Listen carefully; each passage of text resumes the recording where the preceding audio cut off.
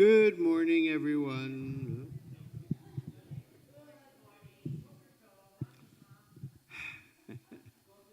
Ani Metsuyan. Okay, so let's get started. So, as we continue into the modern history of Gaza and Palestine, I just want to say up front that as a rabbi, as a Jew, I am very supportive of the state of Israel and our people. That doesn't mean that I agree with every decision that the Israeli government makes or every mission that the IDF carries out. I have issues with a lot of things that Netanyahu has decided and that the IDF has done. It doesn't mean that I don't support Israel.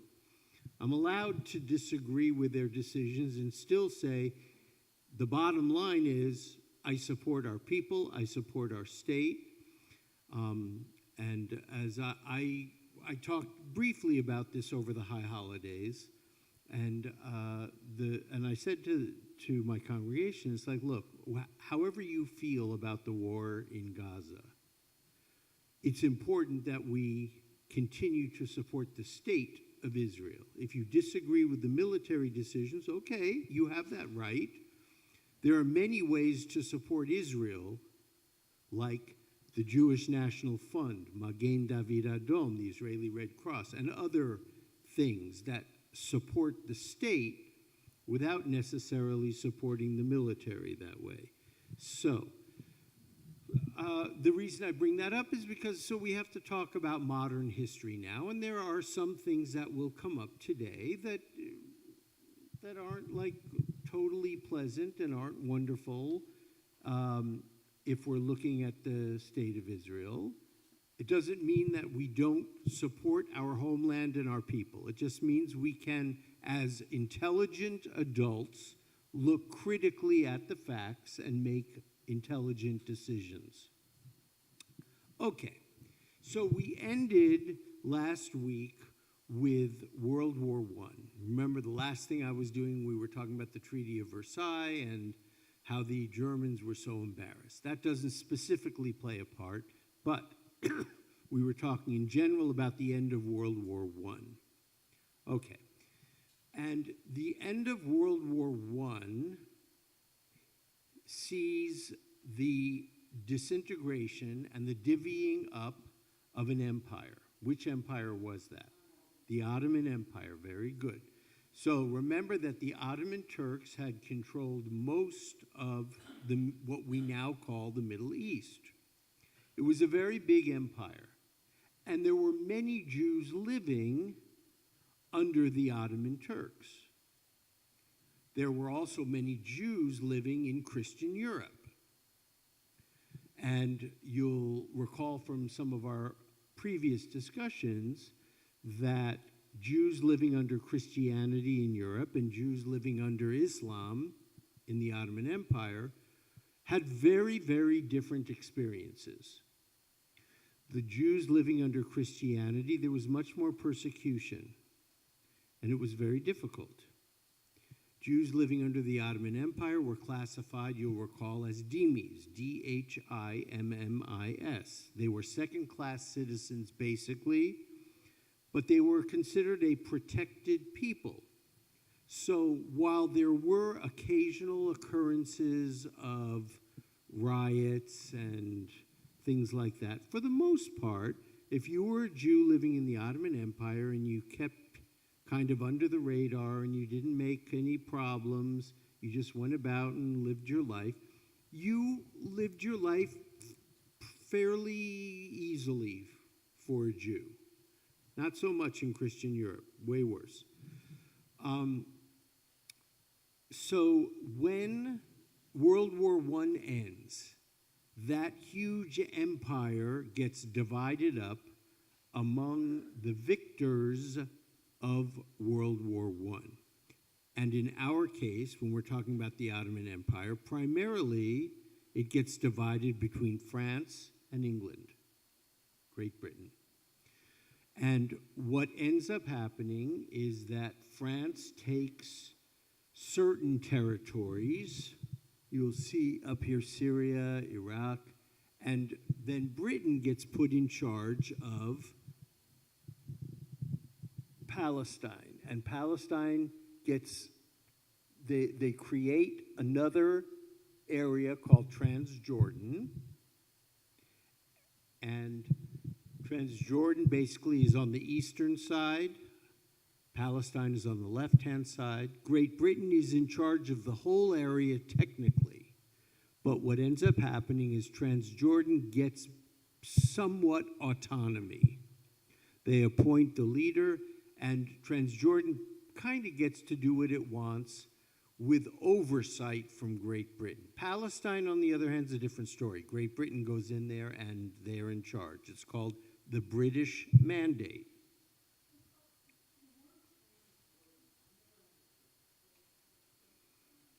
Transjordan just meant a larger territory of what would become Jordan later on. Right after World War I. Right after World War I, Great Britain creates a new place called Transjordan.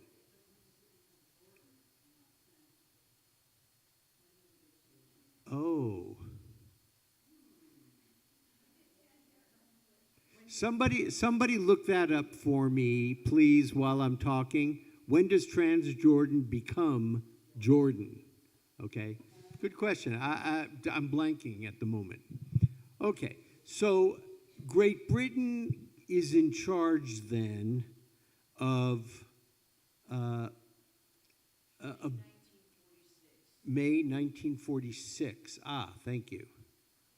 May 1946.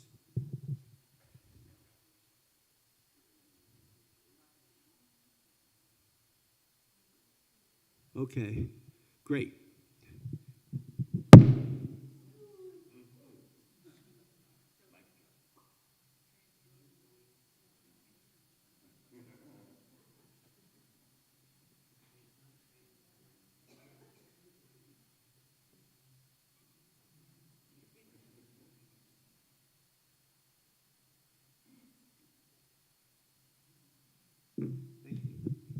Okay, so Great Britain is in charge of the government, basically, of administering Palestine, which is now this territory here. And we'll see that the Muslim ruler, the Muslim cleric, I should say, in charge of Palestine, the Palestinian Arab Muslim population, was the Grand Mufti, Amin al-Husseini. He's a pretty important figure because he is the religious authority for Muslims in Palestine at this time. He is the Jerusalem Mufti, and he is appointed by Great Britain, but he is very much against a Jewish state. He is very pro-Arab, and as many of us have pointed out over certain times, he did meet with Hitler during World War II. He was looking for some kind of reciprocal type of relationship, and that's one of the primary reasons why Great Britain instituted the White Paper in 1939. You'll recall, I realize I'm going off on a little bit of a tangent here, but it's all related, right? So in 1924, the U.S. passes the Johnson-Reed Immigration Act and restricts immigration from, its purpose was to restrict immigration from Southeast Asia, but it ended up severely restricting immigration of Jews to the United States. In 1939, Great Britain does the same thing. that it very much restricts immigration to Israel. They were in charge at that time, right? Why did they do that? Because the Grand Mufti was very upset about how many Jews were coming to Israel. But you can imagine so many were trying to escape Hitler in Europe. And they were looking anywhere for a safe place to go. They all wanted to go to Israel. And the Grand Mufti was like, oh, no, we're not taking in more Jews here. And he was meeting with Hitler, and so it was like, we better not upset them too much over here. So they instituted the white paper, severely restricting where Jews could go. And then you recall, we had just had Kristallnacht, and it was now very clear to Jews in Europe, oh my God, we were wrong. This is really, really bad. And it was too late. There was no place for them to go.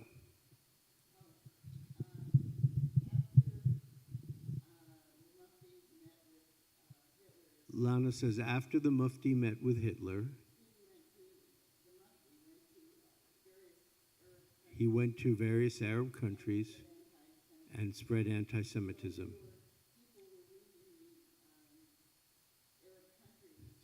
So people were leaving the Arab countries. People, what people? When you say people were leaving, Jewish people were leaving Arab countries. And that was also having an impact on Israel at the time too, yes. Oh, Zisel.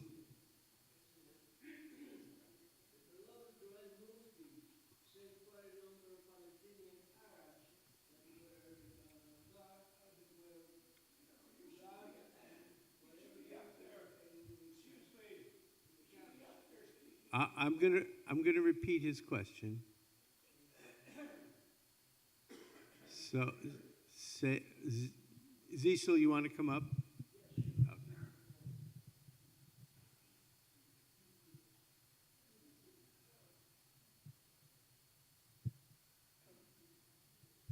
The beloved Grand Mufti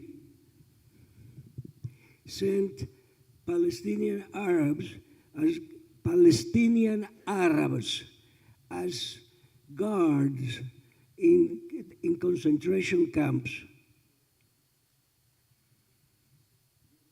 Anybody has? He said that, I don't know about this, so I can't verify this. Zisel says that it is his understanding that the Mufti also sent Palestinian Arabs to be guards at concentration camps. I haven't heard that, but I would need to do some more research into that. And it may be true. I just don't know about it.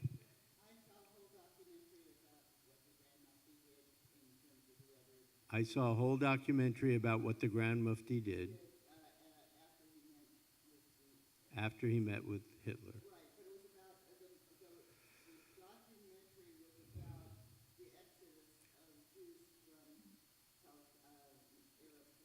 The documentary was about the exodus of Jews from Arab lands. Okay, let's keep going. We have so much to do today. And it occurred to me, I want to try to finish this today, hopefully. If we don't, we don't. It's okay, we'll go another class. I mean, it's really interesting stuff. I want to also, right after this, do one class with you on Zionism. The various forms of Zionism, when they came about, because, it occurred to me on this timeline, we don't have anything about the Irgun and Menachem Begin and King David Hotel. I mean, these are really important things for us as Jews to know. So I want to do one class on that before we get into our diaspora Jews again, because this is so important. Okay, so in 1929, this is a very important year. There are a number of riots in Jerusalem. And the Arabs attacked Jews because Jews wanted access to the Western Wall. Now, we've seen this on several different occasions over the years.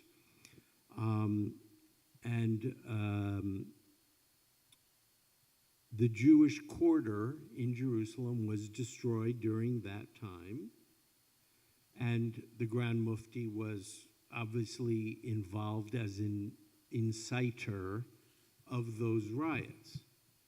That's 1929. Between the years 1930 and 1940, right after those riots, there is construction, reconstruction, expansion, new neighborhoods built on the coast with money from various international organizations. So everybody already understood that there was a lot of tension there. Remember, I think it's probably useful for us just to remember, not all Arabs are Muslim. The majority, definitely, but not. There are Christian Arabs, and so I think for the purposes of our discussion, if we just use the term Arabs, we will think about Muslim Arabs, because that's what we're dealing with now. But to be specific, not all Arabs are Muslims. Okay. In 1947, you'll recall, comes the partition plan from the UN. This was a huge, huge, huge deal, as we all know. And the plight of Jews after World War II was understood pretty much globally. The vote was very, very, very close. But it ended up being, and this is what it looks like. Here's how the UN divided Palestine. The areas here would have gone to Arabs. The white areas were for Jews. Okay. And we all know what happens, that the Jewish side accepts the partition plan. It wasn't what they wanted more, but they said, okay, we'll take what we can get. They accepted, the Arab nations declined, and then Israel proclaimed itself a state and was attacked, right? So we know this part. Basically, every Arab nation attacks, and Israel was like this close to being obliterated. They were scrounging around for planes from France, from wherever they could get war materials. They went around to everybody and tried. And the war was very tenuous for a while. And it was, and there were times when it looked like Israel wasn't going to win, and it was going to be obliterated. And the Arab states themselves were very sure that they were going to go in and take Israel off the map. From 1948 on, Gaza City, which is right here, which is what had been referred to as Gaza, the entire area then becomes known as the Gaza Strip. So from 1948, the Gaza City, when we talk about Gaza, we're not talking about just a city, we're talking about now a piece of land. And so the Arabs were very sure they were going to win this war easily. And so they told many of the Arab population, the Palestinian Arab population, leave, because we're going to come in and wipe them out. And when we do, after we do, then you can go back and live in your places. It is also true that Israel kicked out a lot of Palestinian Arabs, told them to leave. It is also true that the Arab countries surrounding Israel kicked out all of their Jews. especially Iraq. Iraq had a huge Jewish population.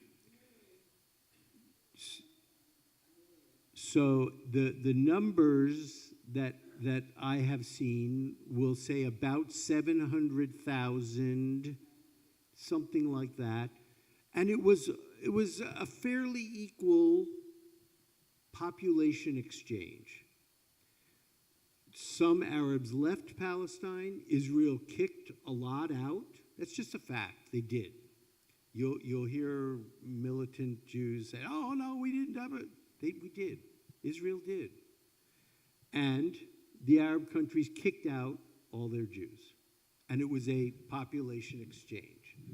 War is hell, stuff happens. And Israel did this. Okay. From 1948, after Israel wins, shall we say, and they prevent themselves from being destroyed. From 1948 to 1959, there is what was called the All-Palestine Government, established by the Arab League. The Arab League was established in 1945. Presently, there are 22 members of the Arab League. Basically, all the Arab countries are part of the Arab League, and it's a confederation of Arab countries that promote the welfare and the success of all the Arab countries. Okay. And Egypt, yes, Egypt is most prominent, figures most prominently in the Arab League. And the thought of creating this league, the thought was that Palestine was, that Jewish part was going to be destroyed, that Palestine would be liberated and it would be completely Arab. For Palestinian Arabs, that's what they're called at this point in history, Palestinian Arabs. Arabs who happen to live in Palestine, as opposed to Syrian Arabs, Iraqi Arabs, Saudi Arabian, the All-Palestine government proved to be kind of ineffectual. It really didn't do much. It was dissolved in 1959. And instead, in 1959, the United Arab Republic, UAR, came into existence. It was basically Syria and Egypt. And Palestine became part of the UAR. And it was part of Nasser's, the president of Egypt, Gamal Nasser, Pan-Arab plan. And this is the time when Fatah, the party Fatah, the Palestinian party Fatah, is founded. Its full title is the Palestinian National Liberation Movement, but in short they call it Fatah. And in 1964, you'll see the PLO is founded. The Palestine Liberation Organization is founded. Now, we have a bunch of acronyms, three, I guess, that we should sort out here. So we have the PLO, we have the PLA, and we have the PA. The PLO, Palestine Liberation Organization, PLA, Palestine Liberation Army, PA, Palestinian Authority. Okay, we understand the army one. So then the question's going to come up, what's the difference between the PLO and the PA? Because they're both sort of governmental overseeing organizations. And the difference is what their scope is. The PLO is representative of Palestinians all around the world. The PA is the representative government of Palestinians within the West Bank. It used to be the West Bank and Gaza. and we're going to get to that in a minute. When Hamas takes over in Gaza, then the PA just is the West Bank. But at its inception, the PA was in charge of Palestinians who were living in Palestine. The PLO, Palestinians living all over the world. All right, so the PLO is founded in 1964. The PLA, the army, is founded in 1965. In 1967, Gaza, because of the Six-Day War, is invaded. I'm not sure what word we use, what word we're comfortable using. Israel goes into Gaza as part of the Six-Day War, right? Because at that time, Gaza was a territory for Palestinians. And as part of the Six-Day War, Israel goes into Gaza and, from their point of view, occupies it. From Israel's point of view, takes it over as part of the war. These are very sensitive. We have to be very careful how we characterize. Okay, put it in perspective. There's a war. Gaza is part of Egypt, so there's a war going on in all that Sinai Peninsula area, of which Gaza is part. And then, it's not that we invaded Gaza so much, but there was a war going on, and that was part of it. Right. So, again, we're all intelligent adults here. We can sort of kind of parse out what's going on. At that time, Gaza, Palestinians living in Gaza, there's a war. At the end of the war, Israel is in Gaza, right?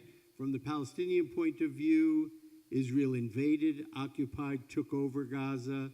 From the Israeli point of view, there was a war going on, and we conquered territory during the war.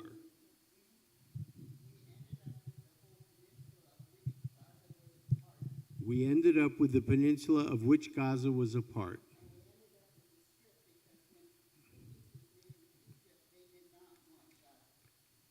And because when the peace was made with Egypt, they did not want Gaza. Okay, so we just have to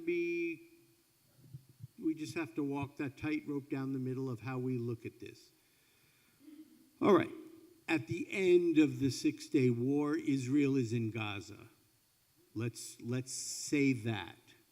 And how one characterizes it is dependent on which side to which side you belong. Okay. Israel then begins to create settlements in Gaza. And I should tell you that when Israel is in Gaza, Gaza is a very beautiful place. I mean, it has some of the very best beaches on the coast. I have a congregant, when she was a little girl, they used to go on vacation in Gaza, and she said it was lovely. They would play all day at the beach, and, just like we do at our beaches here. Gaza was a very, very beautiful place. All right. So Israel is in Gaza at this time in history. In 1971, Israel destroys parts of the Al-Shati refugee camp because they said they needed to widen the roads. Where was that located?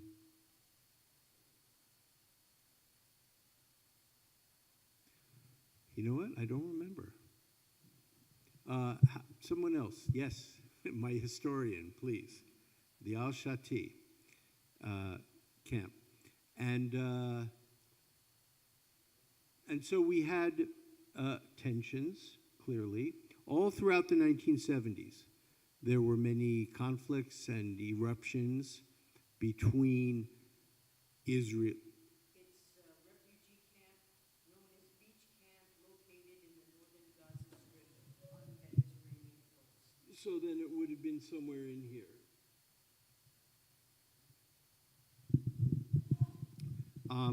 There were many conflicts and eruptions. Clearly, the Palestinians at that point were unhappy that Israel was in Gaza, and Israel wanted to stay in Gaza. Now, I should point out there's one other particularly important event here. In 1968, you'll see the last one on the left here, the PLO Charter. This is the very first time when Palestinian Arabs become Palestinian people. As of 1968, there is a Palestinian people. Before that, they were Palestinian Arabs.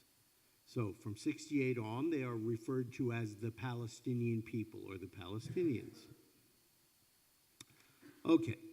1978, you'll see up here we have the Camp David, and by 1979, we have Sadat making peace with Israel. And then, of course, he's assassinated for having made peace. But we have the first treaty, the first peace treaty. In 1987, we have the first Intifada. Intifada in Arabic means uprising. And so you have a number of, especially Arab youth, Palestinian youth, they expressed their frustration over what they considered to be an Israeli occupation. And this took place in the Palestinian territories, the West Bank, and the Gaza Strip. And it lasted from 87 to 91. That's a long time for lots of skirmishes, lots of rock throwing, lots of gunfire, and so Israel, in an attempt to quash the uprisings, ended up going in with the military. Lots of Palestinian youth died. You know, in the first one, 100, 200. The IDF, the soldiers, weren't killed. These were mostly rock throwing and some guns, okay? But Israel, in an attempt to put down the uprisings, there were a number of Palestinian youth who died. If you're a Palestinian youth, you will say that they came in and murdered. If you are an Israeli soldier, you'll say, what did you expect us to do? Really? They were revolting, they were rioting, they were throwing things, they were trying to get at us. What did you expect us to do? In 1993, we have the Oslo Accords, and this is Rabin, Arafat, and Clinton. And what ends up happening is there's a pledge that the Palestinians could administer the Gaza Strip and Jericho. That was sort of the agreement. There was some recognition that the Palestinians could govern their own, right? Now, we know very clearly Rabin was hailed as a hero in some circles and a traitor in some circles, and therefore was assassinated shortly after that. But he had the courage, right, to step up to the plate and say, okay, look, we can't continue this way. Let's make a deal of some kind. So the Palestinians get administration of the Gaza Strip and Jericho. And Fatah is still the party in charge, and they are the primary party in the Palestinian Authority.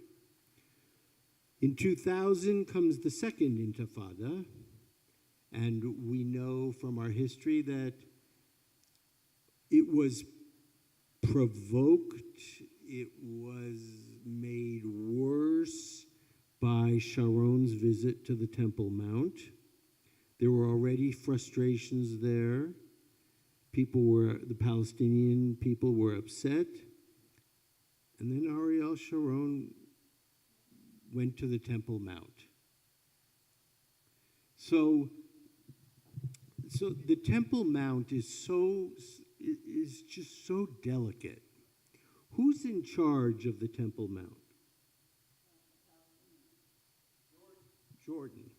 Jordan is in charge of the Temple Mount. And the agreement was basically that Jews wouldn't go onto the Temple Mount.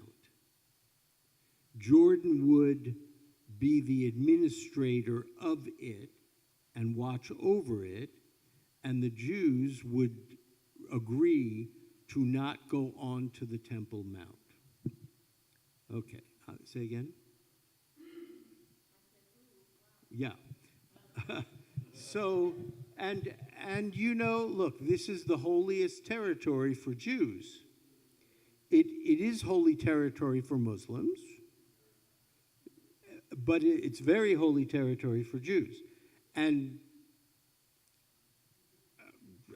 Sharon, for whatever reason, decided to make a very public display and go on to the Temple Mount with soldiers, and that really, really ignited a problem. And we had the Second Intifada. Was that a bad move?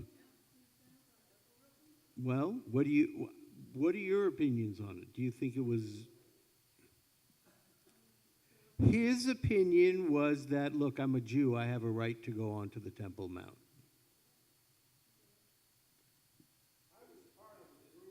You were part of a group, a tourist group, that visited the Temple Mount.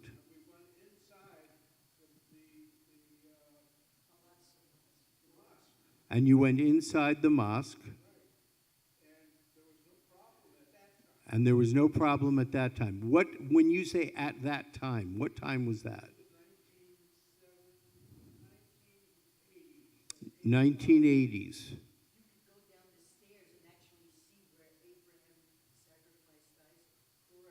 You could go down the stairs and actually see where Abraham sacrificed Isaac. Okay. So as a result of the Second Intifada, in 2005, Israel withdraws completely from the Gaza Strip. And this was based on basically two calculations. There were 21 Jewish settlements at the time in the Gaza Strip that were dismantled. The two calculations were that it was costing Israel a fortune to protect the Gaza Strip and to be part of the Gaza Strip. And this is interesting. The second consideration was the birth rate of the Palestinian people, which was far, far, far higher than the birth rate of Jews. So what would that mean? What problem would that create?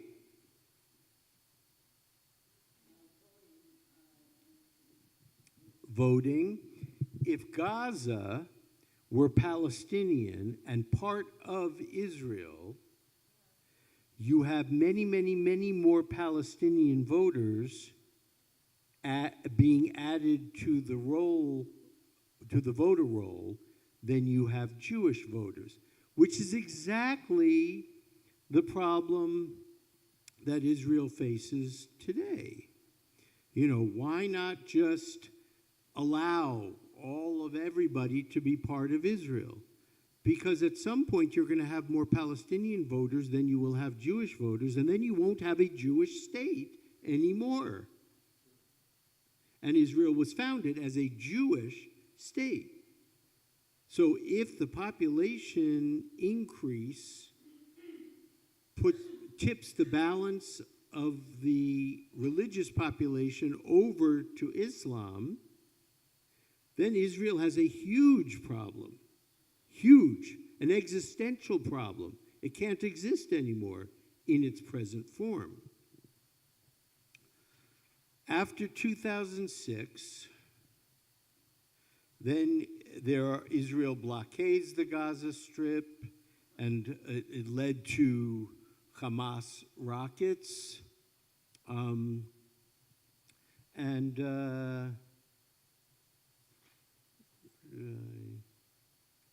Sorry, I just had one piece of information that 2006, right here where we are, the blockades the Gaza Strip, it leads to Hamas rockets. In 2006 is when Hamas beats Fatah in the election and takes over administration of Gaza. Before that, you'll remember Fatah and the PA had been in control of both the West Bank and Gaza. In the elections in 2006, the Palestinians in Gaza reject the Palestinian Authority and elect Hamas. That's how Hamas got into ruling Gaza. And Hamas then is ousted from the PA. They're not part of the PA anymore. So Hamas is now administering Gaza. Fatah and the PA are administering the West Bank, and that's how it is as we are speaking today, more or less. Cecil.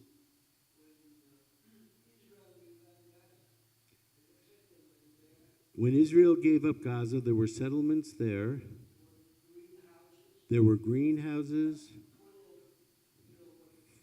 full of vegetables, computers. Yes. This is true. This is a true statement. When Israel left Gaza, it was a beautiful place, very high tech, very accomplished, very advanced. People could have moved into those beautiful homes. That didn't happen. Okay, so in 2006, Israel blockades the Gaza Strip, which led to Hamas firing rockets because they were now in charge of the Gaza Strip. In 2008, Israel conducts raids into the Gaza Strip to try to destroy tunnels that Hamas has dug. We know now, many, many years later, clearly, there were far more tunnels than we had ever even imagined. I mean, it's just everywhere, everywhere. Miles and miles, yes, hundreds of miles, everywhere. In 2009, another ceasefire is declared, and Israel withdraws. In 2014, Israel initiates another incursion in order to stop rockets, and then there's a ceasefire, and then, of course, we have October 7 to 2023, and that leaves us where we are now with a very, very, very tentative ceasefire holding on by barely a thread, and I'm not even sure it's going to, I mean, Netanyahu the other day ordered the IDF to conduct serious operations in retaliation for IDF soldiers being fired on. So it's, and some killed. It's, I don't know. It's just, it's a very difficult, complicated, heartbreaking situation. It's heartbreaking. Look, as in terms of the Palestinians,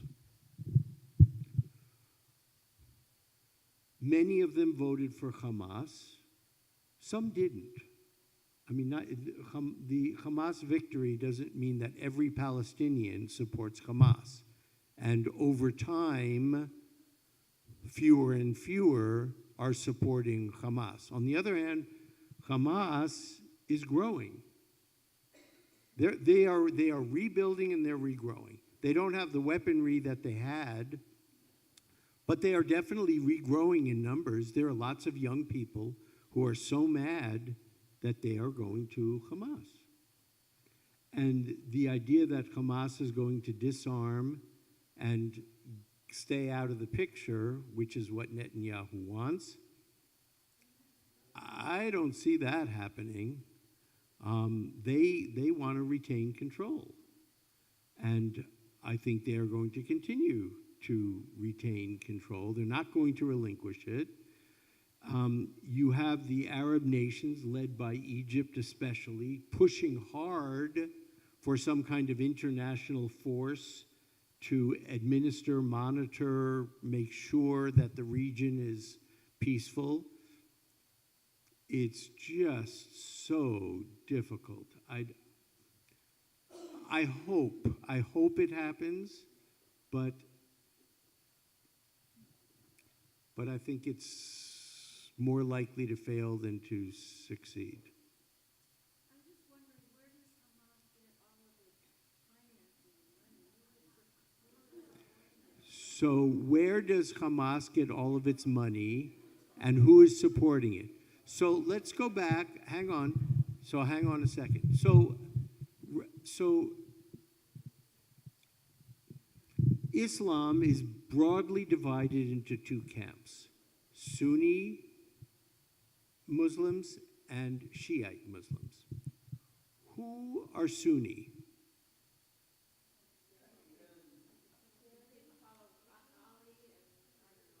Basically everyone except Iran and Iraq. Okay? So Iran and Iraq are Shiite. Everyone else, and remember, you have billions of Muslims in Indonesia. We just forget that. Huge Muslim population in Indonesia. Okay, so Iran. Most of the what we will label as terror groups, Hezbollah, Hamas, they're Shiite, and they are backed by Iran.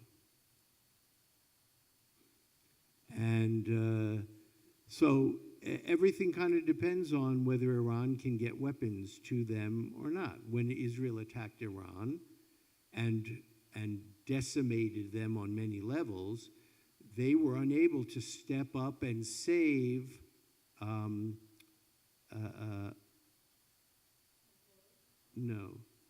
Syria, Assad. They were unable to save him. And so his regime crumbled. Remember that he was an Alawite.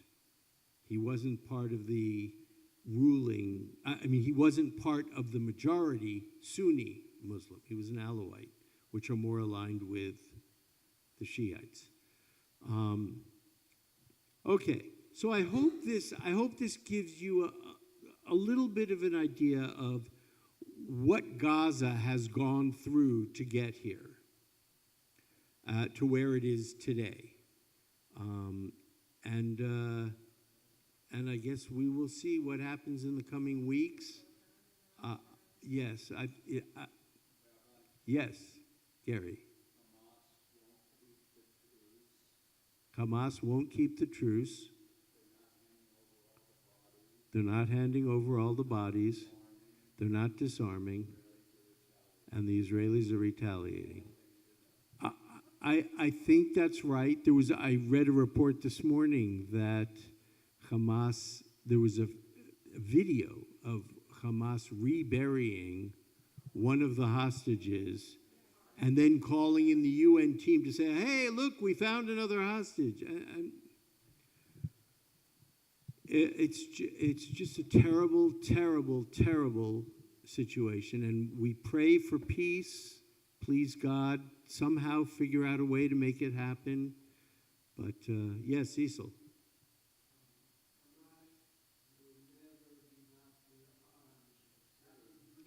Hamas will never give up their arms. I tend to agree. I think it's true. Neither will Hezbollah.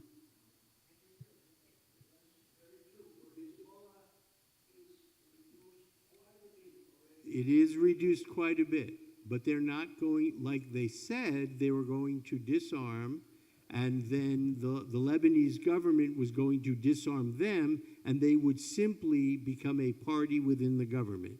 No, not so. One more question, then I got to let you go.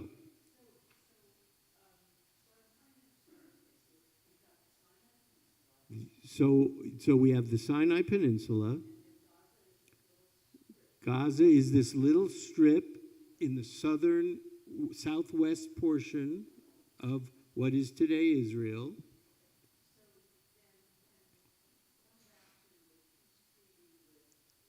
Going back to the peace treaty with Egypt, 79.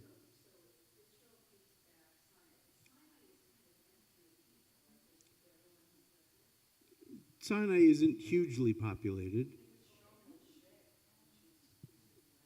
Yeah, but in terms of population per square mile or whatever, there's lots of area. Yes.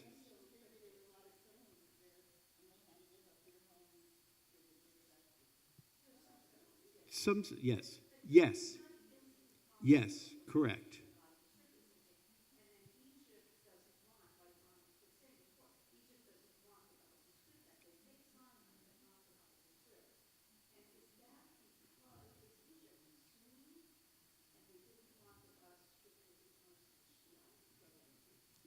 Oh, very good, very good. Oh, I like the way you're thinking. I like the way you're thinking. I like the way you're thinking. Good. So we have constant tension between Sunni and Shia, right? Egypt is what? Sunni, for sure, right?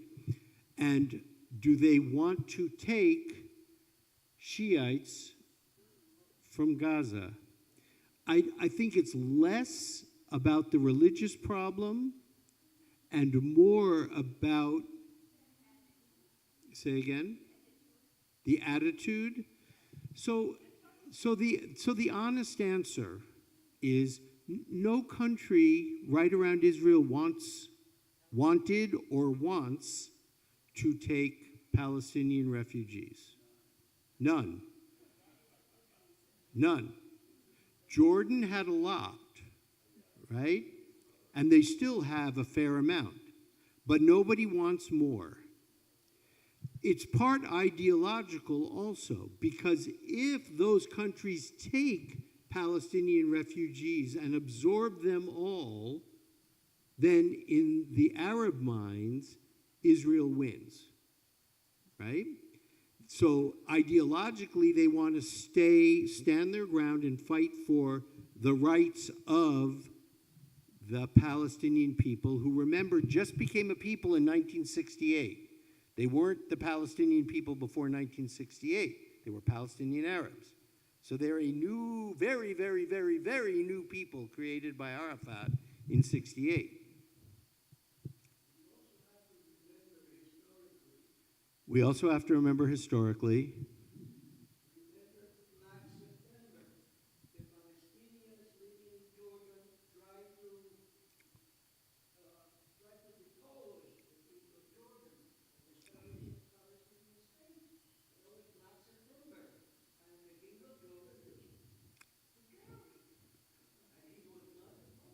Right.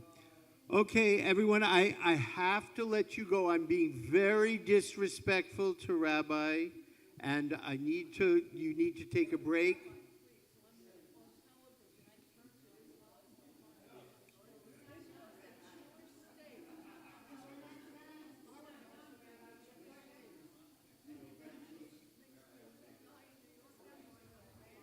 Yes.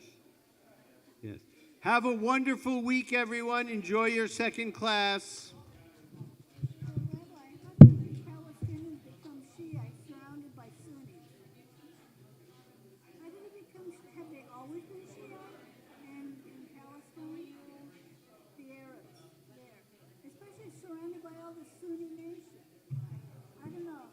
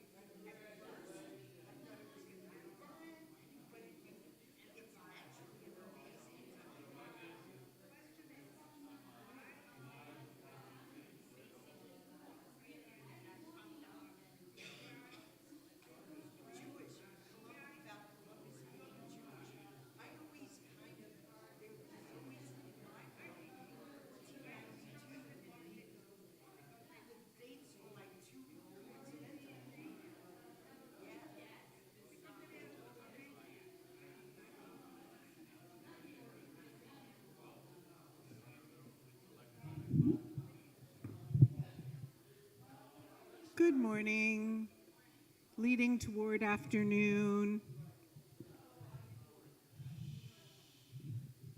How are you? I was just making a comment that it's a very different flow from all of this with regard to Israel and surrounding countries and Pirates of the Caribbean. So maybe some of you later on would like to write some of this down, I don't know, but I will move it aside because we're moving back into the Ahoy Mateys segment. So this is what I propose to do this morning. This is, I want to complete the sense of history about how we ended up with Jewish pirates with a little bit more information. And then I plan to introduce you to a pirate today, not in person.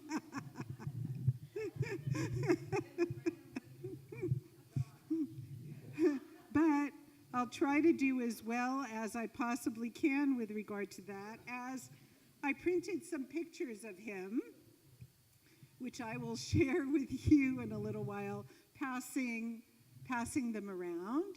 And the interesting thing about that is that they actually did drawings of this person that you're going to learn about. He was very significant, so I'm looking forward to sharing that with you. And so, did you already do the blessing for learning? Okay, so let's join together in the blessing for learning. Baruch atah Adonai Eloheinu melech haolam asher kidshanu b'mitzvotav v'tzivanu la'asok b'divrei Torah. So may this be a good day and hopefully a culmination between a lot of heavy history to also heavy history, but in a slightly different way. If we have time today, I also will share with you some Jewish thoughts about sand, which also has to do with this, but we'll see if we get that far today. So we'll start with the history and think it through, because one of the things that we've been talking about is all of these things that happened during the Inquisition. We'll be dealing with that a little bit today. But there's some other things with regard to timelines that are important for you to be able to know. So, anybody know the exact day in 1492 that Columbus sailed the ocean blue? So it was August 1, the first day of August, that Columbus set sail for the New World. And at that time, on that day, is when the firing up of the Inquisition really took place. Which leads us to have to understand, or maybe try to understand, that it's possible that Columbus knew when all of these things were coming to a head, and also knew to unload on board not just one person, but several different people who were trying to escape the Inquisition. The major person who did that was the person who did maps for Columbus's journey. So 100,000 Jews left Spain, expelled. Those who stayed behind, as we know, they had a couple different choices. One choice, convert. Second choice, besides the conversion, right? What's the other thing? Die. That's That's really the whole story. And many of the people, do you have something? Did you have something that you wanted to say?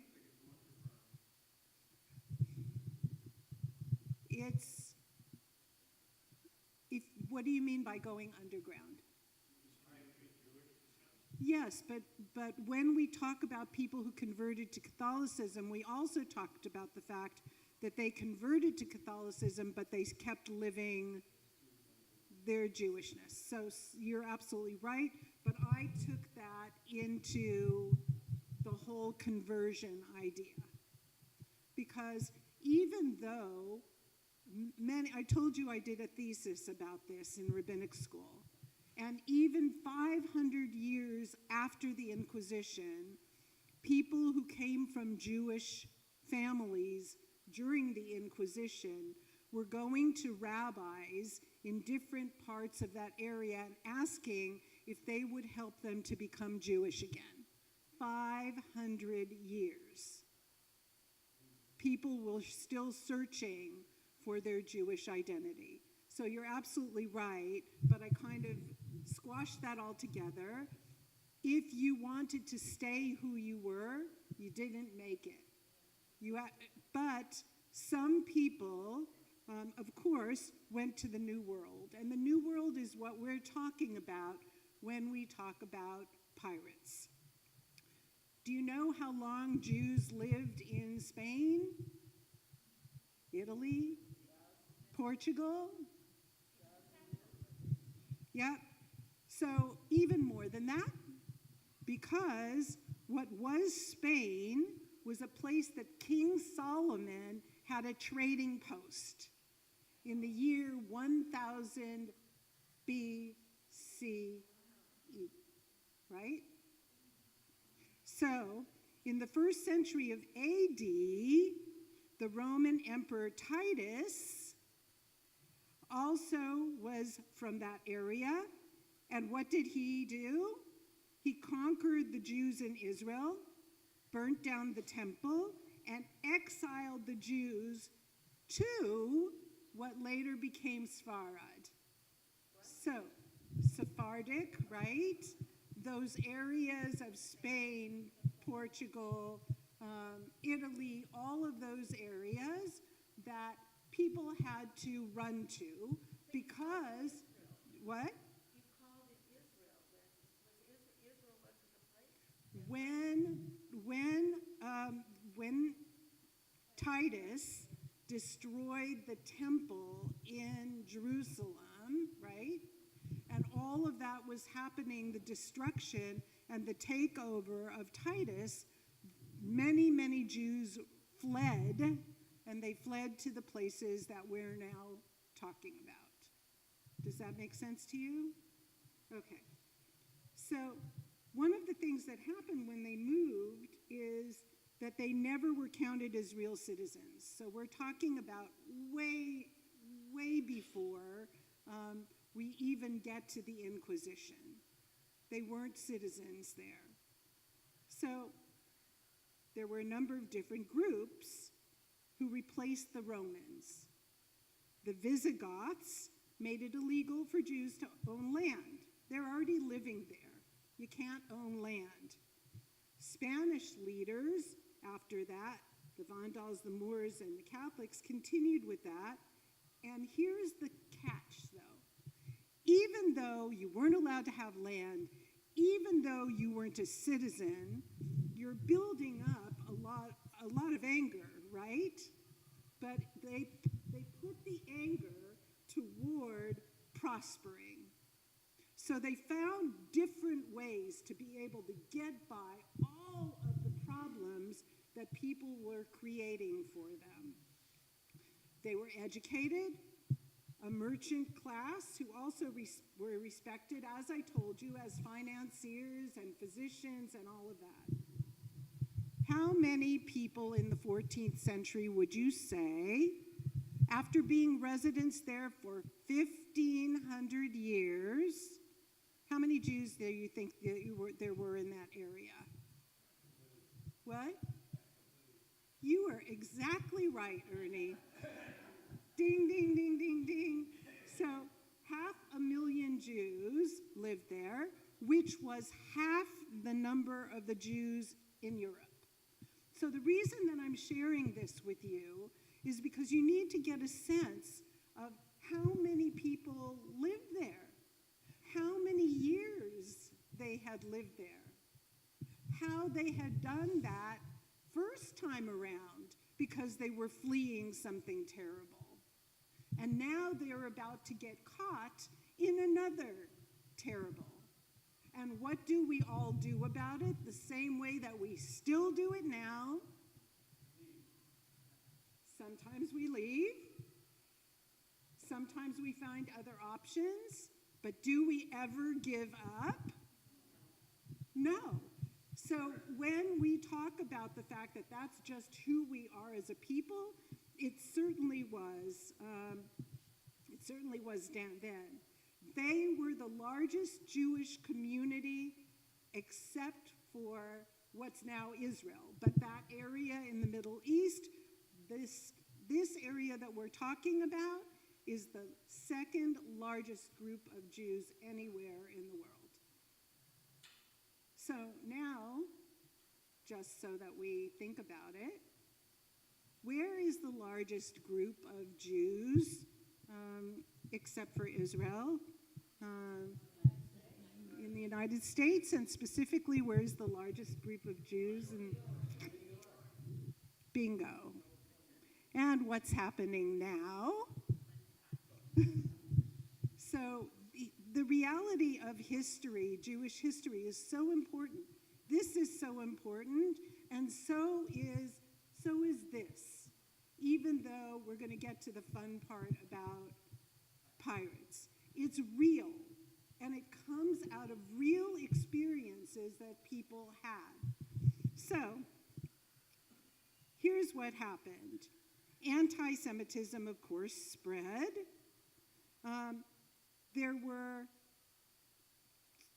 There was so much resentment that even though they were stopped from doing everything, the Jews still happened to prosper. But what really, really happened is that a friar in Seville named Ferrant Martinez started the effort to rid the entire area of Jews. He started the lies that Jews caused the Black Plague. I'm sure you've heard about that. He started the rumors that we killed Christian children and drank their blood.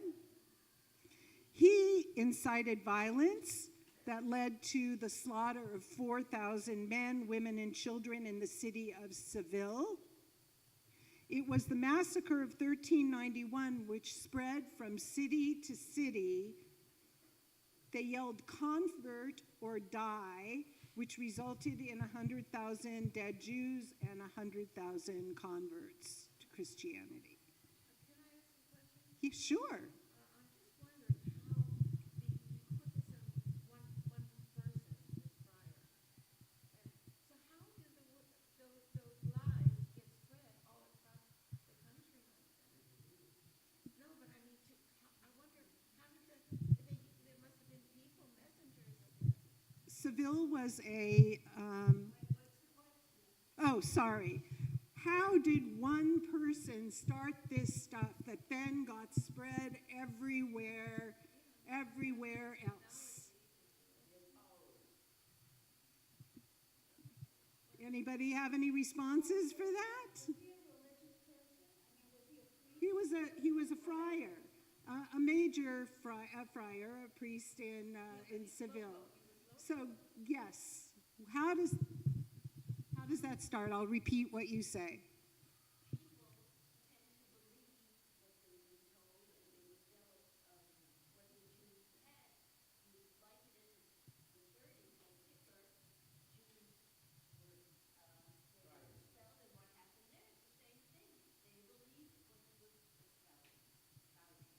Okay, but I think what you're asking is how does one person get that started? I'm not sure.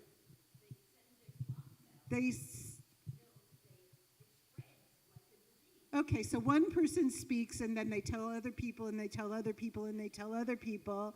And we have people on right now doing that on talk shows or TV. Wait 1 second, please, because we have somebody before you.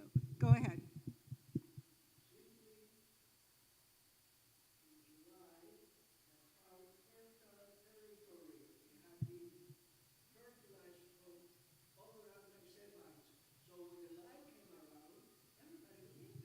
Okay, so they already feel that way in the community, and so when somebody who has quite a bit of power in an area does it, it spreads more. Last thing, you're in the front row. So you had people trading with, you had people who were trading with other communities, so they would travel from town to town. And when you went to a new town, you went to the market, of course, and you went to the church, and you spread these lies in church. Okay. So the reality is that not only did that happen then, which might be even a little more difficult because you don't have technology to be able to do it, those kinds of things easily spread. So after a difficult time, there was more peace, and there were 300,000 remaining Jews who tried to remain faithful to Judaism. And then there were 100,000 conversos who were given positions of power during the next century.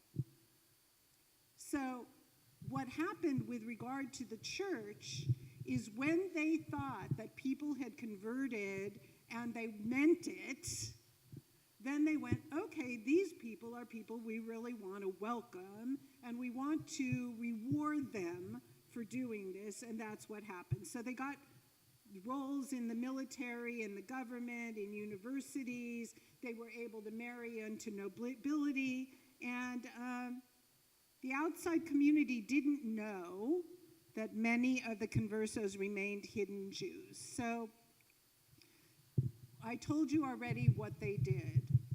And I also told you that people are still doing the same things that those conversos did, not knowing that they came from Jewish stock. So when I told you that we had speakers that came from Arizona and New Mexico who were beginning to discover that there were people who were Catholic in those states who were still lighting candles under their table every Friday night, not having an idea at all that they just would say, my grandmother did that, my great-grandmother did that, and they kept doing it. There were specific little rolls that they baked and that they have continued to bake, but more and more people are discovering, oh, that's why we do that. We used to be a Jewish family, but the little rolls were little so that people would not be able to see them through windows, and the little rolls would be 2 of them that were brought together, and they would each take a tiny little bite of it, and that was another thing that they did regularly. So in the last century of the last 15th century, the Holy Terror began, and that was when Queen Isabella got word of the conversos, and she vowed to find them, and she started with what city? Seville. So because they thought that there were a lot of fake conversos there. So I have all of that information for you, and just to reiterate it, 9,000 Jews were burned at the stake on what was 1 week in Spanish history. And when they discovered that people were really living Jewishly instead of being pure Catholics, if they had already died, they exhumed the graves of the people and burned them. That's pretty significant hatred. So that's what happened. Yes. Okay, yes, you talked about that a little bit. The only one I have personal experience with are Arizona and New Mexico, but yes. Yes. I know. I just want to clarify because we had Ferdinand, Isabella, they married in the Catholic king and queen of Spain. But it was Isabella who was a diehard Catholic, and she's the one that really headed up the Inquisition along with, what was Torquemada? Is that his name? Torquemada, who had been Jewish. As a matter of fact, he had Jewish roots, and he became a priest. I mean, that's, kind of incomprehensible. But what I want to say is that Isabella, they divided the reign in terms of power, and Ferdinand took care of the external, the exploration and all. He pretty much stayed out of the internal, and the internal of Spain was run by Isabella, and she was a real creature. I mean, she was really bad in terms of, her belief in Catholicism and destroying Jewish life.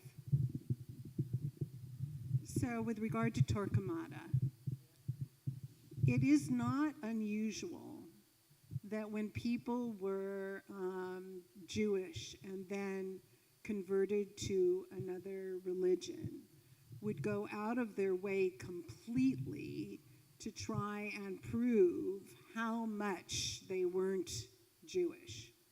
And that I've read a lot about Torquemada, who is the head of all of these inquisitions, and they say that that's what he did, that he was not very sure of himself, and so in order to be completely accepted and completely valued by Queen Isabella, this was his offer to her.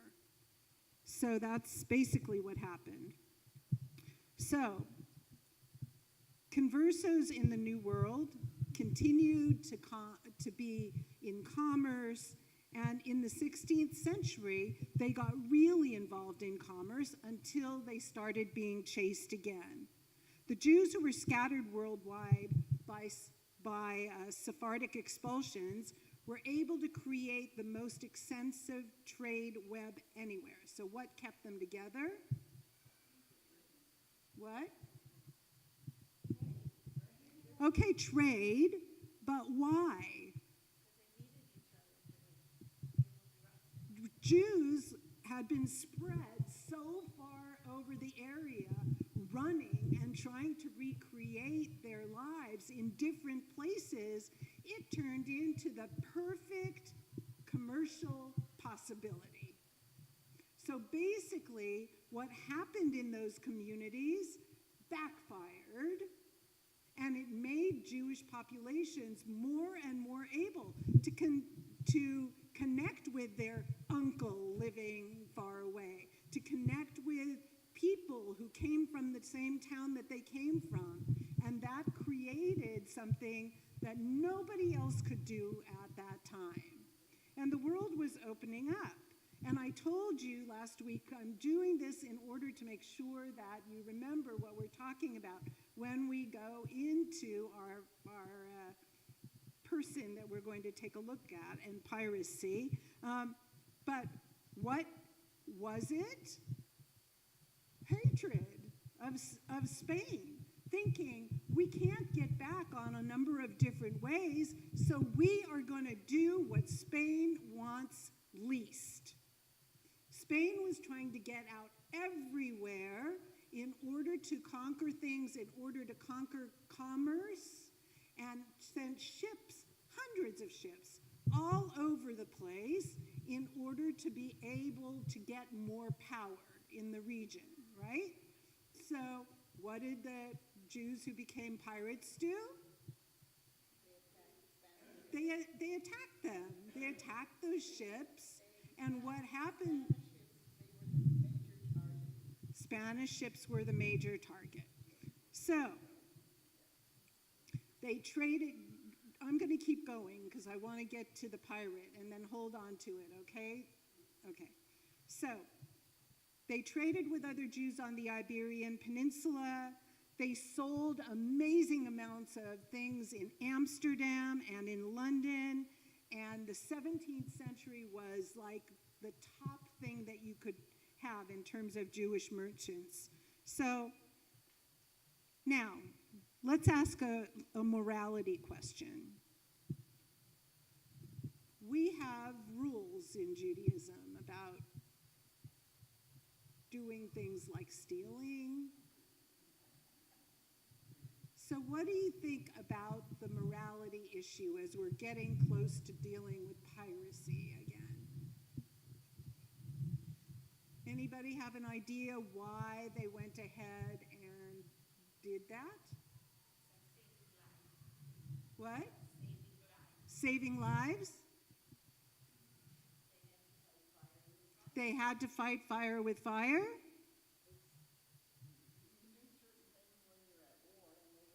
Ah, you can do certain things when you're at war, and they felt like they were at war. So, questions of morality didn't really faze them because the Spanish people, the Portuguese people, they were stealing from other people. And those other people were very happy to get involved with Jewish pirates because they were having not the same kind of problem, but similar kinds of problems with regard to commerce because of Spain and Portugal. So apparently, I didn't know this, but it was normal business of every nation to license mercenaries to seize and rob enemy ships. It was just a thing. Jews were able to send coded correspondence to fellow merchants elsewhere to find out when a ship was going to be sailing.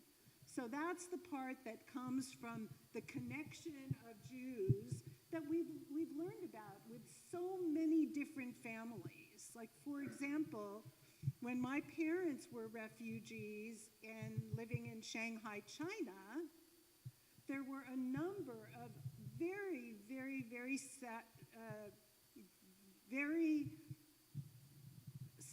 satisfactory isn't the word, very, very wealthy Jewish merchants who were all over Asia. They went everywhere from India, through China, through different kinds of areas, and they were all Jewish families. So my father ended up working for one of those before the Japanese captured them in China. So these things are things that Jewish families did all over the place. Think Rothschild, right? They had cousins living in one area, sons living in another area, parents or grandparents living in other areas so that they could do that kind of commerce. So that is what they did.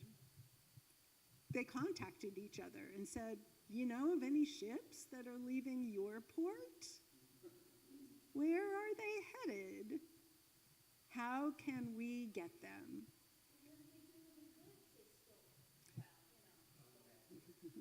So they shared that with other people who were involved in piracy, and they sold it. Yeah, there's a lot of coins that were stashed for quite a long time and then were distributed. They had a whole way of dealing with this that they created. And they could also move it around from place to place to place to place so that you couldn't identify where they had picked up those goods. Yes? So in some cases, very interestingly enough, they communicated in Hebrew. They spoke Ladino in some cases, but not all of the people who they were dealing with were that. but there's a lot that was in Hebrew. If you've ever heard about the Cairo Geniza, have you? So that's a fascinating story, so you should probably learn about it some other time. But the Cairo Geniza had texts of all kinds of things that came from all over the world that were written in Hebrew because they could understand each other, and nobody else could. Okay, so the Sephardim of North Africa, for example, they welcomed the Moors, which Moors are what? Muslims, right?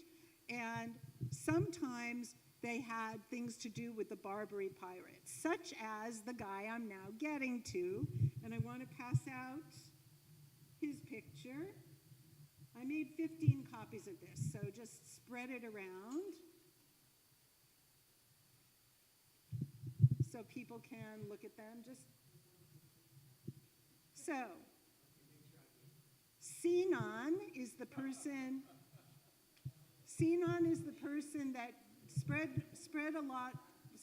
further, please. One per aisle or something like that, please. Yeah. So, what? They all looked like that. They all looked like that. They all were wearing turbans like that. So, okay. This guy that you're taking a look at,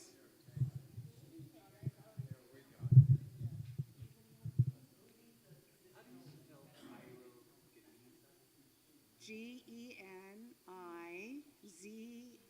It's fascinating. Okay. Sinan was the second in command for Barbarossa, the pirate, also known as Redbeard, which is what Barbarossa means. Maybe you have heard about him in history. Maybe you've heard about him at Disneyland. But one way or the other, this is a real guy, Sinan, who was Jewish, who was second in command for Redbeard, Barbarossa, and was referred to in correspondence with Henry VII as the Great Jewish Pirate. So you're taking a look at him, right? Barbarossa looked almost exactly like him without the nose. Yes. Sinan, Sinan. I want to teach you. I want to share him to you. He's one of the pirates we're going to encounter. He was born to a Sephardic family that was expelled from Spain during the expulsion of 1492 and settled in the Ottoman city of Smyrna. At the time, many Jews became pirates, attacking Spanish vessels both for revenge and, here's the other thing, to reclaim some of their confiscated wealth.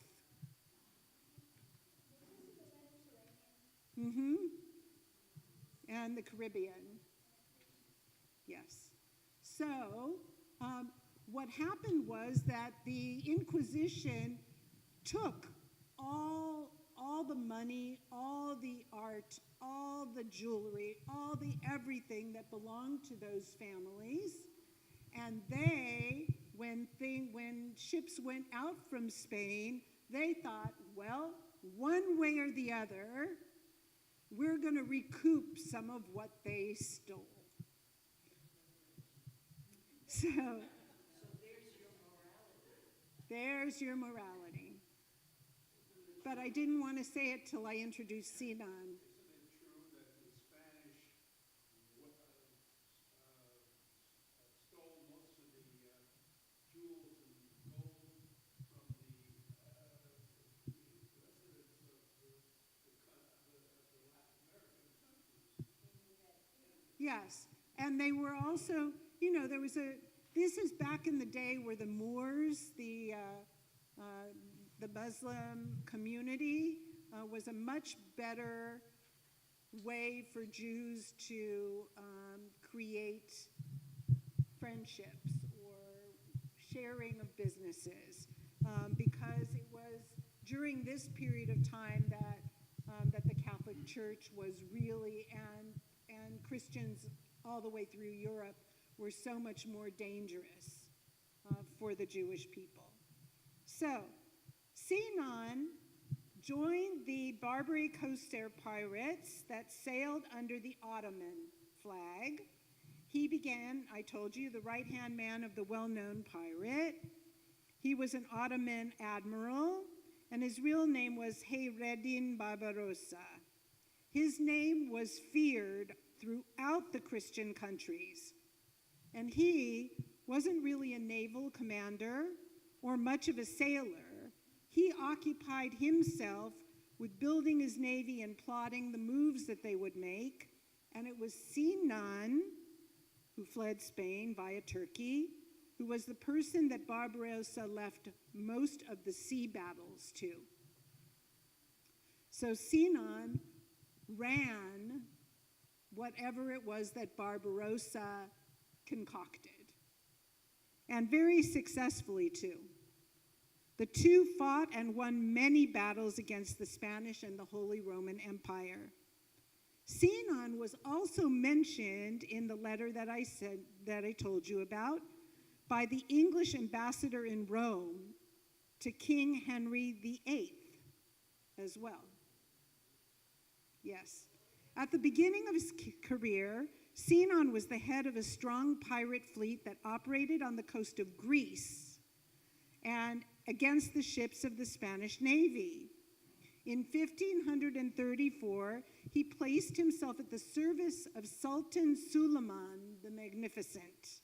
Suleiman was the Sultan of the Ottoman Empire from 1520 to 1566, who not only undertook bold military campaigns that enlarged his realm, but also oversaw the development of what came to be regarded as the most characteristic achievements of Ottoman civilization.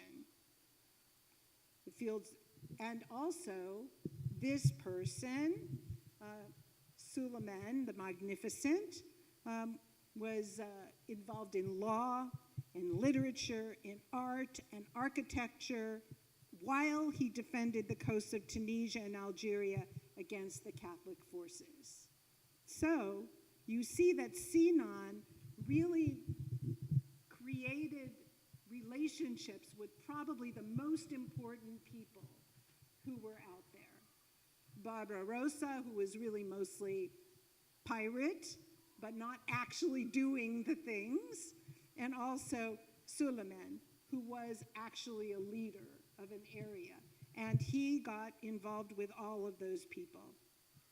Sinan led 100 ships into a harbor and occupied the North African city of Tunis before possession of Spain on behalf of Suleiman. So he took 100 ships, took them into a port, and made it impossible for Spain to be able to get in there, to be able to do anything, and to have to flee, which was really, really significant at that time, because who was the greatest country in the area at that time? Spain. So, the port was strategic. It was across from Sicily, near a narrow strait, linking all the Mediterranean bases. Suleiman already controlled the Black Sea, the Red Sea, and the Eastern Mediterranean, and had established a presence there when then Barbarossa went ahead and conquered Algiers. No longer could any ships go beyond home waters. King Charles's ships couldn't go. Spanish additional ships couldn't go, all because of the people who crafted this idea, but mostly because of Sinan. Because otherwise they would have remained ideas rather than things that really, really happened. So, for about 50 years, this guy, Sinan, along with Barbarossa brothers, was the greatest enemy of the Catholic countries of the Mediterranean, especially Spain, and fought over trade routes in the region, and he became a very charismatic commander, a daring warrior, and an excellent chemist. I don't know what that had to do with anything, but who knows whether he was creating explosives or something like that. So we're talking about the 1500s, like 1520 to 1560, like approximately 50-year period. We don't know anything about that. So because he became famous, what, did he have a wife? Did he have children? Yes.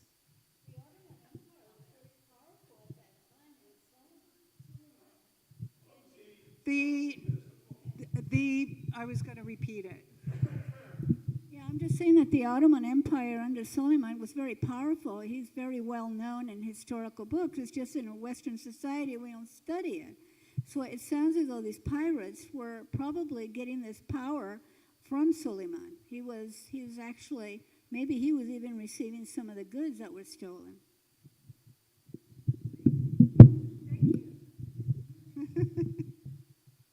So, the most famous thing that Sinan did was the Battle of Preveza in 1538. Barbarossa took Sinan's military advice, leading to a magnificent Ottoman victory. 2 years later, oh, sorry, I forgot about this. He must have been married because he had kids. You know, and it wasn't like today where you didn't have to be married and like. He was a pirate, so he didn't have to be married. No. 2 years later, after 1538, Sinan's young son was captured at sea and forcibly baptized. Several times, Barbarossa himself tried to ransom the boy. The Christians refused to release him to the infidels. Finally, in 1544, when sailing near Elba, Barbarossa sent an envoy to bargain for the boy's return, only to be told that their religious scruples forbade to surrender a baptized Christian to an infidel, not taking into account at all that the kid was not a Christian to begin with. Barbarossa furiously led a fleet to bombard the Italian city of Piombino until Sinan's son was finally freed, after Barbarossa blew up its fort and sacked the town. But what does this tell you about the relationship between Sinan and this very famous creator of piracy, Barbarossa? They were very, very close. And there was no sense among the peoples who did this together that some people were Jewish and some people were Moors and some people, they all worked together because they thought that it really was the ethic to stop what was happening by Spain. So in 1541, Khir ed-Din Barbarossa died. His brother had already been killed earlier in battle, and Sinan was promoted to the rank of Admiral, the supreme naval commander of the Ottoman fleet, the commander-in-chief of the Ottoman Navy. In 1551, the aging Sinan proved that his strength was still in his waist and captured now called Captain Pasha, commander of the Turkish Navy, and captured Tripoli. He occupied the port and imprisoned the Knights of Malta who had moved there. He hauled them back to Constantinople and paraded them in chains. But it says that Sinan absolutely would not want to emulate what the Spaniards did, who captured people and slaughtered them. So what he did after he had brought those the Navy people that he captured, he let them go. So what he did was to try and send a message to them that they shouldn't mess with them. But he also wanted to send a message that you don't just take people's lives. So I think that that tells a little bit about what the piracy was. Because they captured cities, there's not anything historically written about the fact, except for blowing up the fort or whatever. There's really nothing about slaughtering large groups of people. So I think that that was a pretty significant ethical choice. So while theft wasn't an ethical choice on the part of Sinan, this was. So in May of 1553, we hear of his final action. He sailed from Gallipoli with 150 ships, including 20 French galleys, and ravaged the coastal areas of southern Italy and Sicily. He then landed on Corsica after the French king asked him to, and expelled the Genoese. This is the last we hear of the famous Jewish pirate. But it was written that a long time later, he died after having been in good health. Barbarossa dedicated his memoirs to Sinan, who was often referred to as Sinan Reis or Rais, the Arabic chief. Historical records from England describe him as the famous Jewish pirate, while the governor of Portuguese India at the time called him the Great Jew. So that's how we get to this guy. And I think you can tell about the importance of this guy by the fact only that he was drawn and that he was, yes, and that he's described on this. I mean, that didn't happen to very many people. Think about how many people tried to have their portraits painted. But who were they? Only extremely wealthy, powerful people that we now see in museums. So I think it tells you a little bit about him. And we didn't get to sand, the Jewish properties of certain kinds of sand. However, we will. I want to ask you how you felt about learning about a pirate. Is that okay? Yes. There are many of those exceptional pirates, and I like the idea of us learning about them because they really took a very difficult time in Jewish history and tried to repair some of the ways that people were treated. So that's it. Yes, Cecil, you never got to say what you wanted to say. What was it?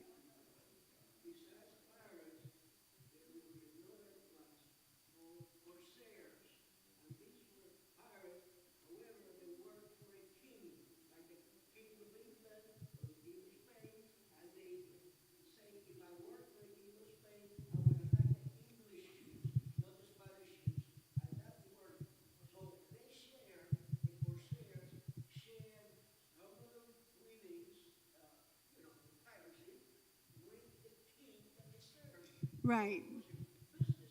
So he's saying that there's a category of pirates that I didn't designate, but Cecil is designating, who were actual pirates that kings asked to participate. Sinan had a little bit of that when the French king asked him to do something particular near the end of his time, and also the fact that he was promoted to be heads of navies somewhat indicates that somebody is paying the bills, right? So it's a different kind of piracy, but it existed as well. Corsairs, yeah. There are a few other categories of pirates. I said what he said, just about exactly what he said, Ernie, which is that there's this other group, yeah. So that's it for today. What was that topic that you said we should look at, that it's very interesting? There is a book. I don't know if I'll ever be teaching it. But it's amazing. It's called the Cairo Geniza. Is it C-A, like Cairo. like in Egypt? Mm-hmm. May I have your attention, please? May I please have your attention? I would like to tell you about the writing club, as we call it, that meets one Wednesday a month on Zoom. And are you okay? We've been meeting for a long time, and Lana has written something, what the writing club means to her, and I would like her to share it with us because we would love to have you come. You don't have to write. You can just listen and go on Zoom at the time. I send the link, but let's hear what Lana has to say. Hopefully, it'll entice you to come. Yes. Okay, well, here's my little treasure that I'm going to be handing down to my grandchildren. It's the writings from the writing club, and I don't like writing. It's been an anathema to me. I just don't like to do it, but I enjoy it in the writing club because these are personal anecdotes that I've written over the years. So this is the one I wrote. The subject we're given a subject, and we write something about it. And the subject was what I like about our writing club. I have never been fond of writing. I can remember in 3rd grade having an assignment to write something about the California missions. I couldn't think of anything. I handed in a blank sheet of paper. Many of my future assignments were accomplished by rewriting articles. Oh, okay, should I start all over? Okay. Many of my future writings were accomplished by rewriting articles in my own words. Yeah, I was cheating. I simply had difficulty expressing myself on paper. As a computer programmer, I had to document my programs so that future programmers would understand what the program was intended to do. There was also user documentation to show how to use the application. It was straightforward writing without embellishment. It became a writing style. It bothered me that my thank you notes and letters were as dry as my documentation. I don't know why I joined the club. I'm certainly not inclined to write anything. What I like about the writing club is that it has shown me that I can write things in the style of my own storytelling. I like sharing myself with my grandchildren. My husband wrote poems on special occasions. These poems are like time capsules of anecdotal, I can't say the word, anecdotal events in our lives. I have put them aside, and now these compositions will share that space. I will enjoy reading, I hope someday my descendants, of which there will be many, will enjoy reading a few of these compositions, can't read it, along with my poems.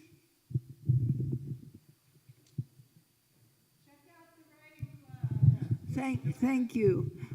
Just one more word. We have very broad subjects, and you can write whatever you want. And because we've been doing this for a while, we, of course, have gotten to know each other very well.